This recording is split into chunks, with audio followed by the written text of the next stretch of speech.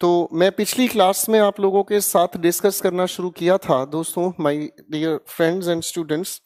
पिछली क्लास में हम लोगों ने वॉइसेस के बारे में बात की थी और मैंने पूरे के पूरे सिलेबस को अलग अलग सेगमेंट्स में बांट दिया था, जिसमें सेक्शन ए हम वॉइसेस नरेशंस पर फोकस करेंगे, सेक्शन बी हमारे पास होगा जिसमें कॉम्प्रीहेंशन है, सेक्शन ए और बी दोनों को मिलाकर हम चलेंगे। आज मैं वॉइसेस की कहानी शुरू कर रहा हूँ और मंडे से हम प्रॉपर चैनल के अकॉर्डिंग काम करेंगे, दोनों तरफा वार करते हुए चलेंगे। ठीक है दोस्तों, और सिस्टमैटिक चीजों को उठाना हम शुरू कर ही रहे हैं, तो आइए सफर को शुरू करते हैं। ठीक है,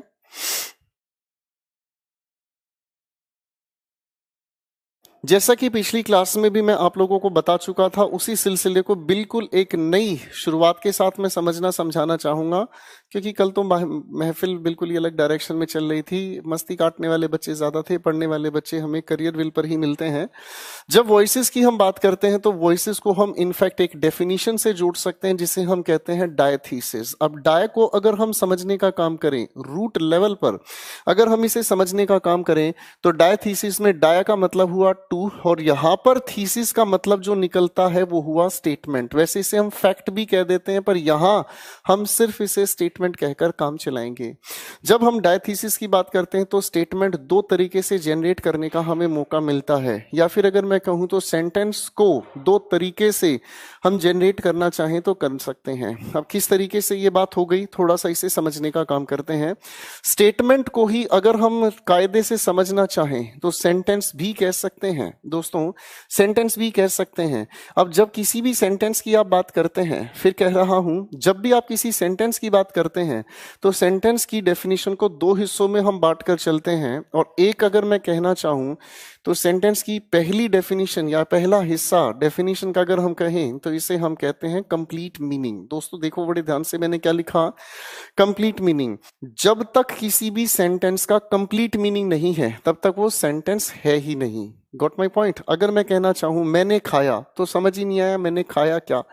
अरे हाँ ना, मैं अगर यही चीज कहने की कोशिश करूं एक सेब खाया, तो फिर यहां पर गड़बड़ हो गई, यही नहीं पता चल रहा एक्चुअल में सेब खाया, तो फिर खाया किसने ये भी नहीं पता चल रहा। तो कंप्लीट मीनिंग को जनरेट करने के लिए हम लोगों को जरूरी चाहिए एक बड़ी खास चीज, जिसे हम कहते हैं स्ट्रक्चर। अब अगर इस स्ट्रक्चर की हम बात करें तो स्ट्रक्चर के लिए ही हम एक डेफिनेशन तैयार करते हैं, जिसे हम कहते हैं अरेंजमेंट ऑफ वर्ड्स। क्या कहा दोस्तों, अरेंजमेंट ऑफ वर्ड्स। पहली बात, ऑनलाइन क्लास में अगर पढ़ना है मेरे साथ तो सबसे पहले एक चीज याद रखना, बीच में बेवजह के कमेंट से बचें। आप लोगों की क्लास चल रही है, बीच में किसी भी तरीके के कोई भी कमेंट से बचे दोस्तों। मैं जो चीज आपको बोलकर समझाना चाहता हूं उसे बड़े ध्यान से सुने। आपका टोटल फोकस स्क्रीन पर रहे, कान में आपके हेडफोन्स रहे, दाएं बाएं किसी चीज पर आपका ध्यान ना रहे। जो चीज मैं कहना चाह रहा हूं एक ही स्ट्रोक में वो चीज आप लोगों के दिमाग में, जहन में बैठती चली जाए, इस चीज की गुजारिश है। दाएं बाएं बिल्कुल ध्यान नहीं, बेवजह का कोई सवाल नहीं, बेवजह के कमेंट से बचें। आखिर में जब लेक्चर ओवर होगा तब आप जो चीज पूछना चाहेंगे तो मैं रिलीवेंट आंसर्स देता चलूंगा। ठीक है दोस्तों, इस कायदे को फॉलो करेंगे तो मुझे बड़ा सुकून मिलेगा। कई बार होता क्या है कि मैं पढ़ा कुछ रहा हूं, ठाके कमेंट में कुछ और पूछ लिया, सर वो कब होगा, ये कब होगा, ऐसा कैसे होगा, तो फिर वो मूर्खता लगती है।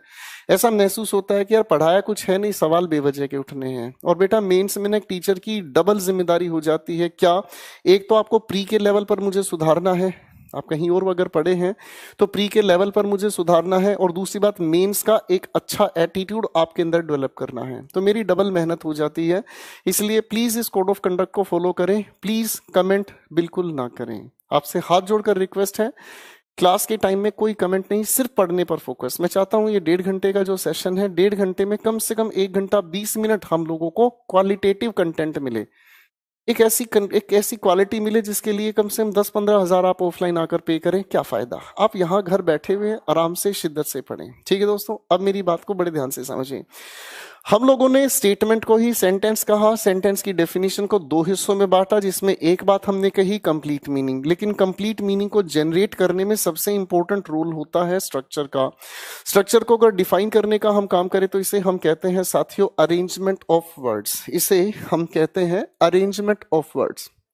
जब इन वर्ड्स की अरेंजमेंट को हम लोग डिस्कस करना चाहें तो इन वर्ड्स की अरेंजमेंट के अंदर 3 शब्द हमारे सामने आते हैं, जिसमें एक चीज आती है सब्जेक्ट, दूसरी चीज हमारे सामने आती है वर्ब, और तीसरी चीज हमारे सामने आती है जिसे हम कहते हैं ऑब्जेक्ट। ठीक है दोस्तों, ये तीन शब्द हैं, इनको तीनों को थोड़ा फिर से समझने का काम करते हैं।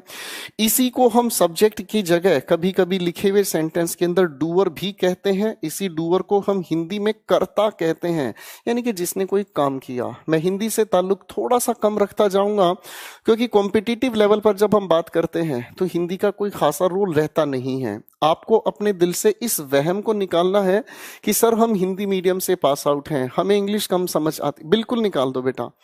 अगर एक विनर बनना है तो विनर का एटीट्यूड दिल में रखना पड़ेगा। Got my point. अगर एक इंस्पेक्टर बनना है तो इंस्पेक्टर की तरह सोचना पड़ेगा, कमजोरियों से नहीं, अपने आप को ताकतवर महसूस करो। ठीक है, और धीरे धीरे इंग्लिश को इंग्लिश में समझोगे, बड़ा मजेदार लगेगा।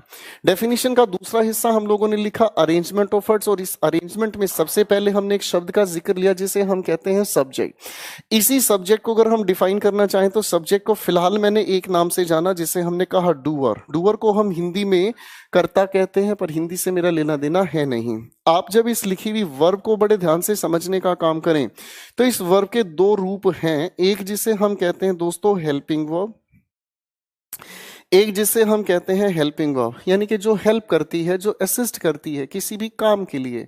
और वर्ब का एक दूसरा रूप है जिसे हम कहते हैं दोस्तों मेन वर्ब, जिसे हम दूसरे को कहते हैं मेन वर्ब। और इस मेन वर्ब को अगर डिफाइन करने की हम कोशिश करें तो दूसरा ये जो हिस्सा है ये एक्शन बताने का काम करता है। क्या कहा मैंने? ये एक्शन बताने का काम करता है। थोड़ा सिलसिले को आगे लेकर चलते हैं तो एक अगली चीज आती है जिसे हम कहते हैं ऑब्जेक्ट। क्या कहा दोस्तों? ऑब्जेक्ट। तो कोई भी डूअर किसी भी वर्ब की मदद से जो भी कुछ करता है वो सारा का सारा ऑब्जेक्ट कहलाता है। ठीक है दोस्तों, अब ये ऑब्जेक्ट क्या है क्या नहीं ये धीरे धीरे हमें आगे समझ आने की बात हुई। तो डेफिनेशन के अकॉर्डिंग फिर से मैं आपको लेकर चलना चाहूंगा। वॉइसेस डायथीसिस कहलाता है, और डायथीसिस की का मतलब अगर हम समझें तो स्टेटमेंट, डाई मीन्स दो, और सेंटेंस को दो तरीके से बनाया जा सकता है। अब दो तरीके से बनाने के अंदर हम मीनिंग के अकॉर्डिंग कंप्लीट रहते हैं और स्ट्रक्चर के अकॉर्डिंग अरेंजमेंट पर फोकस करते हैं। अब दो तरीके से सेंटेंस कैसे बनाया जा सकता है इस सिलसिले को समझने का काम करते हैं। हमारे सामने ये जो अरेंजमेंट ऑफ वर्ड्स आई, ये एक हुआ सब्जेक्ट, एक हुआ वर्ब, और एक हुआ हमारे सामने ऑब्जेक्ट। बेटा यही है खेल। तो दो तरीके से किस तरीके से सेंटेंसेस बनाए जा सकते हैं। एक तरफ तो हम ऑब्जर्व करने की कोशिश करते हैं कि ये जो सब्जेक्ट है इसी को मैं क्या कहता हूं? डूअर। तो ये जो डूअर है इसी चीज को हम परफॉर्मर भी कह सकते हैं, यानी कि इसने कोई काम किया तो परफॉर्म किया, और परफॉर्म को ही हम परफॉर्मर भी कह सकते हैं। इसने कोई काम किया, एक तरीका हुआ जब डूअर ने कोई काम किया उस चीज को आप बता रहे हैं। और दूसरा तरीका क्या हुआ? जिस ऑब्जेक्ट की हम बात कर रहे हैं वो इस एक्शन का डूअर ना होकर रिसीवर हो जाता है। क्या हो जाता है? रिसीवर। तो वॉइसेस की डेफिनेशन हम लोगों ने कही डायथीसिस। क्या कहा मेरे दोस्तों? डायथीसिस। इस प्रोसेस को सीख लो।